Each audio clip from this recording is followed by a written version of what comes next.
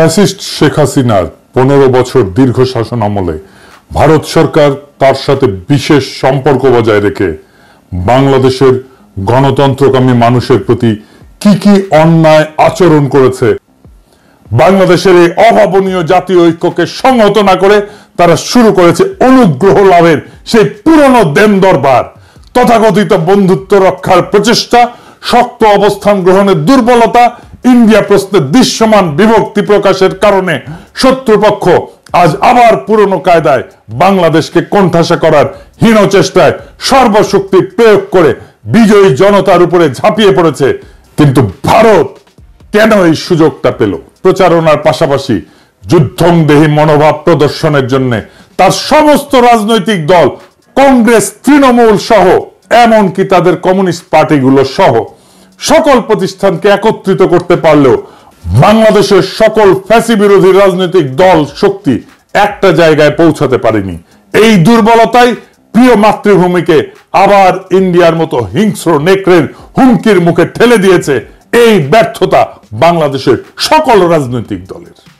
আর উল্টো তারাই আমাদেরকে দোষারোপ করে ঐক্য বিনষ্টের। কি তামাশা! ইন্ডিয়া প্রশ্নের লুকোচুরি, দ্বিধা ও পুরনো নতজানু নীতি যতদিন বজায় থাকবে ততদিন ইন্ডিয়ার সেই আগ্রাসী আচরণ মোকাবেলা করা যাবে না। আর এই সুযোগ নিয়ে বাংলাদেশের উপরে শত্রুতার আধিপত্য বজায় রাখতে চাইবে ইন্ডিয়া তার বৈশ্বিক প্রভাব খাটিয়ে মনস্তাত্ত্বিক যুদ্ধ পরিচালনার জন্য মিথ্যা প্রোপাগান্ডা এবং সংখ্যালঘু সম্প্রদায়কে অব্যাহতভাবে ব্যবহার করে যাবে। বাংলাদেশকে তার কলোনির মতো করে ফিরে পেতে চাইবে আবারও। হাসিনাকে ক্ষমতায় রেখে বাংলাদেশ থেকে যে অসম, অন্যায্য এবং একপাক্ষিক সুবিধাগুলো ইন্ডিয়া কুক্ষিগত করেছিল তার সবকিছু বজায় রাখার পন্থা হিসেবে একটা বৈরী পরিবেশ এবং যুদ্ধনীতি বজায় রাখবে ইন্ডিয়া, এইটা লিখে রাখতে পারেন। যারা ভারতের অনুগ্রহ লাভের ইঁদুর দৌড়ে লিপ্ত হলো তারাই বাংলাদেশের সবচেয়ে র্যাডিক্যাল অ্যান্টি ইন্ডিয়ান ফোর্সকে কোণঠাসা করার মিশনে নেমেছে। আপনারা দেখেছেন কিভাবে তারা ভারত প্রশ্নে নতজানু নীতি নিয়েছিল। আমি সেই সব স্মরণ করিয়ে দিয়ে আর তিক্ততা বাড়াতে চাই না। হাসিনার আমলে ভারত এবং বাংলাদেশ সম্পর্ক ইতিহাসের সবচেয়ে খারাপ অবস্থায় পতিত হয়েছিল, যেখানে বাংলাদেশের স্বার্থ বলে কোনো কিছুর অস্তিত্ব ছিল না। শুধুমাত্র অবৈধভাবে ক্ষমতায় টিকে থাকার বিনিময়ে খুনি হাসিনা বাংলাদেশের সকল স্বার্থ বিসর্জন দিয়ে একতরফাভাবে সবকিছু ইন্ডিয়াকে দিয়ে দিয়েছে। বাংলাদেশের জাতীয় সংসদের নির্বাচন সহ সকল ধরনের স্থানীয় সরকার নির্বাচন ব্যবস্থা ধ্বংস করে শেখ হাসিনা ভয়ঙ্কর স্বৈরতান্ত্রিক একদলীয় ফ্যাসিস্ট শাসন ব্যবস্থা চালু করেছিল।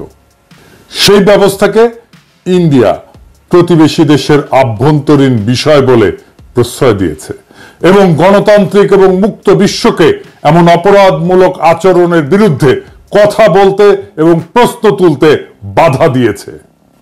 দেশবাসীকে আহ্বান জানিয়ে বলতে চাই, গণঅভ্যুত্থান এবং জুলাই বিপ্লবে অংশগ্রহণকারী সকল রাজনৈতিক দল, ছাত্র জনতার সংস্থাগুলো একসাথে বসে ভবিষ্যতের জন্য এদেশের বৈষম্য বিরোধী উন্নয়নের নীতি কৌশল নির্ধারণ, অভিন্ন পররাষ্ট্রনীতি, প্রতিরক্ষা নীতি প্রণয়ন করতে হবে।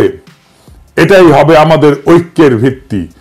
দেশবাসীকে আহ্বান জানিয়ে বলতে চাই, গণঅভ্যুত্থান এবং জুলাই বিপ্লবে অংশগ্রহণকারী সকল রাজনৈতিক দল এবং ছাত্র জনতার সংস্থাগুলো বসে 3টা সনদ লিখতে হবে। কি কি? উন্নয়নের নীতি, পররাষ্ট্রনীতি, প্রতিরক্ষা নীতি। এই 3টাই হবে আমাদের ঐক্যের ভিত্তি। ঐক্য নষ্ট করতেছি বলে যারা চিল্লান, দেখি এইটা করতে পারেন কিনা, এটা করার হিম্মত হয় কিনা। যদি চান এটা লিখে দিতেও পারি। ঐক্য ঐক্য করে চিল্লান, কার ভিত্তিতে ঐক্য, কেন ঐক্য, সেটা ক্লিয়ার করে বলতে হবে। আর এইবার মেহেরবানি করে লড়াইয়ের সব স্টেক হোল্ডারদেরকে সম্পৃক্ত করবেন এই 3টা নীতি লেখার জন্য।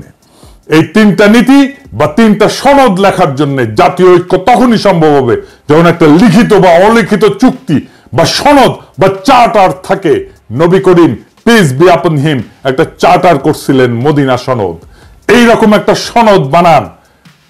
বাংলাদেশ মুক্ত হয়েছে শুধুমাত্র ভোটের জন্য না, বাংলাদেশ মুক্ত হয়েছে একটা নতুন রাষ্ট্রের জন্য।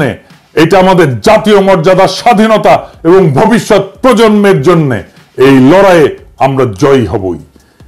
দেশবাসীকে আশ্বস্ত করে বলতে চাই, আওয়ামী লীগের প্রত্যাবর্তন আর ভারতীয় আধিপত্যবাদের নতুন অভিষেকের চেষ্টা করলে বাংলাদেশ বুক চিতিয়ে প্রতিরোধ করবে। প্রয়োজন হলে আবারও দেবে এক নদী রক্ত। তবুও সেই আওয়ামী শাসনে ভারতের দাসত্বের জীবনে কখনো ফিরে যাব না।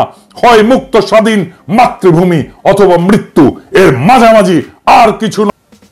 4 নাম্বার পয়েন্ট, বাংলাদেশের সংখ্যাগরিষ্ঠ মানুষের উপরে খুনি হাসিনার শাসনামলে ব্যাপক মানবাধিকার লঙ্ঘনের পক্ষে রাজনৈতিক সমর্থন জুগিয়েছে।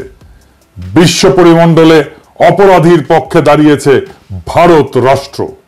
এর বিরুদ্ধে প্রতিবাদ করেছে, বিশ্ব বিবেক জাগ্রত করার চেষ্টা করেছে আন্তর্জাতিক মানবাধিকার সংস্থাগুলো, যেমন Asian human rights commission, amnesty international, human rights watch, FIDH আর RFK হিউম্যান রাইটস ফাউন্ডেশন।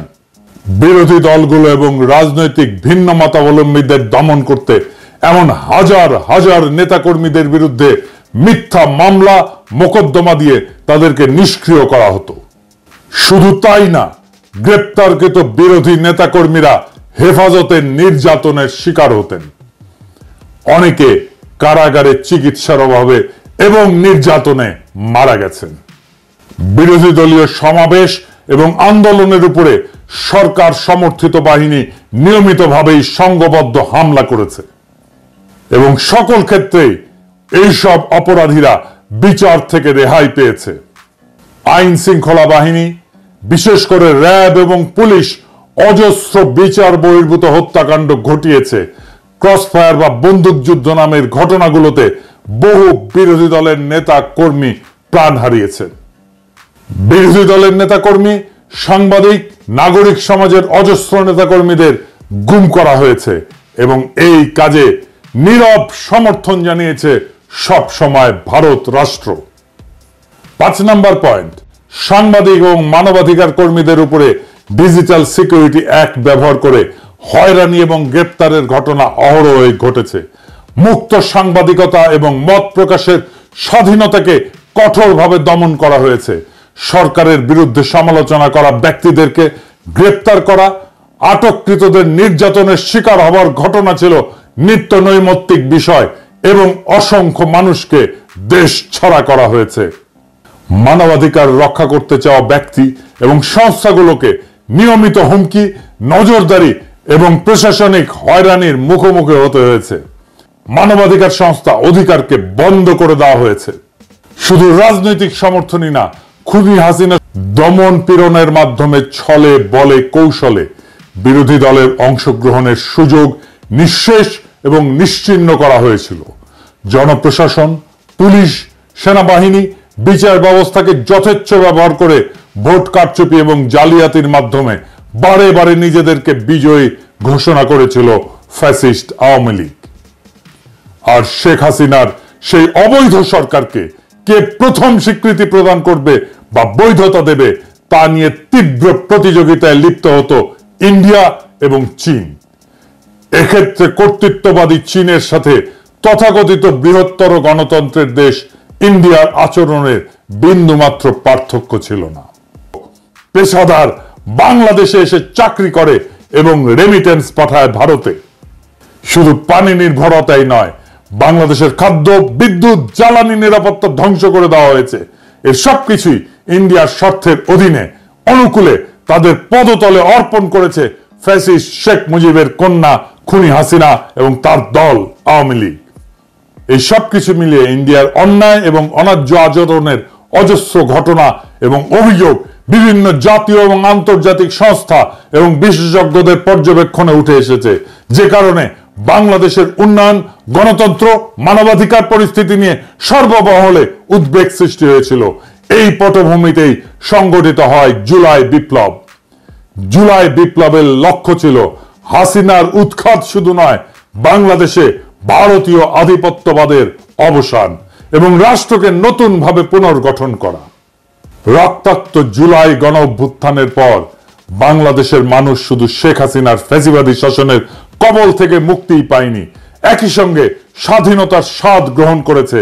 তার কারণ জগদ্দল পাথরের মতো চেপে বসা একটা ফ্যাসিবাদী দানবীয় সরকার বাংলাদেশের মানুষের জীবন বিপন্ন করে ক্ষমতা কুক্ষিগত করে টিকে থাকতে পারছিল, তার প্রধান কারণ হাসিনাকে ইন্ডিয়ার সর্বাত্মক সমর্থন এবং সহযোগিতা।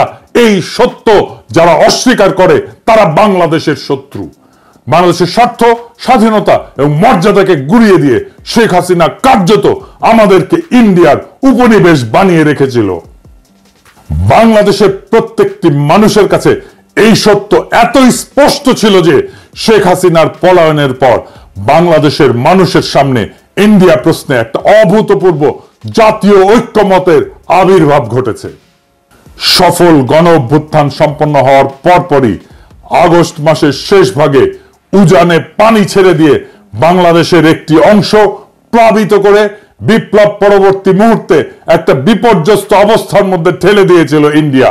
মনে রাখবেন, আমি ইলিয়াস বাংলাদেশের ব্যাপক মানুষের সমর্থনে বৃহৎ রাজনৈতিক দলগুলোর মুখোমুখি দাঁড়িয়ে একরোখা বিরোধিতা করে যাওয়াতেই ভারত প্রশ্নে সবার সুর পাল্টাচ্ছে। সরকারি শুধু না, রাজনৈতিক দলগুলো ভারত প্রশ্নে অনেক বেশি স্বচ্ছ এবং শক্ত ভূমিকা নিচ্ছে। আলহামদুলিল্লাহ। ভারতের এই যুদ্ধের কৌশল এবং অভিষ্ট লক্ষ্য যদি আমরা বুঝতে অক্ষম হই, বাংলাদেশের রাজনৈতিক দলগুলো যদি তাদের ক্ষমতায় আসার অসুস্থ প্রতিযোগিতায় ভারতের আশীর্বাদ পাওয়াকে দেশের স্বার্থ রক্ষার চেয়ে বেশি গুরুত্বপূর্ণ মনে করে, তাহলে হাজার হাজার তরুণের তাজা রক্তের বিনিময়ে অর্জন করা প্রিয় মাতৃভূমির দ্বিতীয় স্বাধীনতা আবারও বিসর্জন দিতে হতে পারে। তাহলে আমাদেরকে আবারও পরাধীনতা বরণ করতে হবে। হাসিনার চেয়েও খারাপ আরেকটি অপশাসকের কাছে আমাদের জীবন, স্বাধীনতা ও ইজ্জত বন্ধক রাখতে বাধ্য হতে হবে। আমরা তা চাই না, আমরা কোনোদিন তা হতে দেব না। আমরা অবশ্যই তা প্রতিরোধ করব জীবন দিয়ে হলেও। বাংলাদেশ শুধু একটা ভূখণ্ড না, এটি একটি জ্বলন্ত আদর্শ, একটা সংগ্রামের প্রতীক। হাজার হাজার ছাত্র জনতার রক্তের বিনিময়ে অর্জিত এই মুক্ত মাতৃভূমি আমরা কারো পদতলের সমর্পণ, সকল ধরনের অপরাধমূলক কর্মকাণ্ডে সার্বিক সহায়তা করে, গোয়েন্দা তথ্য জুগিয়ে এবং নির্যাতনের নানান কৌশল শিখিয়ে প্রশিক্ষণ দিয়েছে ভারতীয় কর্তৃপক্ষ। এখনো বাংলাদেশের বাহিনীগুলোর মধ্যে ভারতীয় অফিসারেরা প্রশিক্ষক হিসেবে আছে বলে অসমর্থিত সূত্রে জানা যাচ্ছে। অন্তত 2 জনের পার্টিকুলার আমি পেয়েছি, ভেরিফাই করছি। বাংলাদেশের রাজনৈতিক কর্মী, রাজনৈতিক নেতা, এমনকি বাংলাদেশের আদালতের সাক্ষ্যকে আদালতের সামনে থেকে ছিনতাই করে গুম করে নিয়ে তাদেরকে ভারতে পাচার করা হয়েছে। বিএনপি নেতা সালাউদ্দিন সাহেবকে বাসা থেকে গ্রেপ্তারের পরে তাকে ভারতের সিমলায় পাওয়া যায়। মৌলানা সাইদির মামলায় আদালতের সামনে থেকে সাক্ষীকে ছিনতাই করে তাকে ভারতের জেলে ঢোকানো হয়। 6 নাম্বার পয়েন্ট, চুক্তি মোতাবেক বাংলাদেশকে যে পরিমাণে পানি দেওয়ার কথা সেই পানি পাওয়া যায়নি। শুধু তাই না, তিস্তা সহ একটা নদীরও পানি চুক্তি সম্পন্ন করা হয়নি। ইন্ডিয়া থেকে আসা সব কয়টি অভিন্ন আন্তর্জাতিক নদীতে বাঁধ দিয়ে পানি প্রবাহ আটকে ফেলেছে ভারত। সে দেশের অভ্যন্তরে বাঁধ নির্মাণের ফলে বাংলাদেশের নদীগুলো সব গেছে মরে। নদী আমাদের প্রাণ, আমাদের প্রধান যোগাযোগের মাধ্যম, জীবিকার প্রোটিনের উৎস, সেইটা পুরোপুরি ধ্বংস করে দিয়েছে ভারত, যা বাংলাদেশের জনগণের মধ্যে তীব্র অসন্তোষ তৈরি করেছে। 7 নম্বর পয়েন্ট, ছলচাতুরি করে ট্যারিফ বসিয়ে ভারতের বাজারে বাংলাদেশি পণ্য ঢুকতে বাধা সৃষ্টি করেছে। আর উল্টো দিকে বাংলাদেশের বাজার ভারতীয় পণ্য দিয়ে 6 লাভ করে দিয়েছে। ফলে 2 দেশের বাণিজ্যে ভারসাম্যহীনতা দীর্ঘদিন ধরে বিদ্যমান, যা বাংলাদেশে অর্থনৈতিক অসন্তোষ সৃষ্টি করেছে।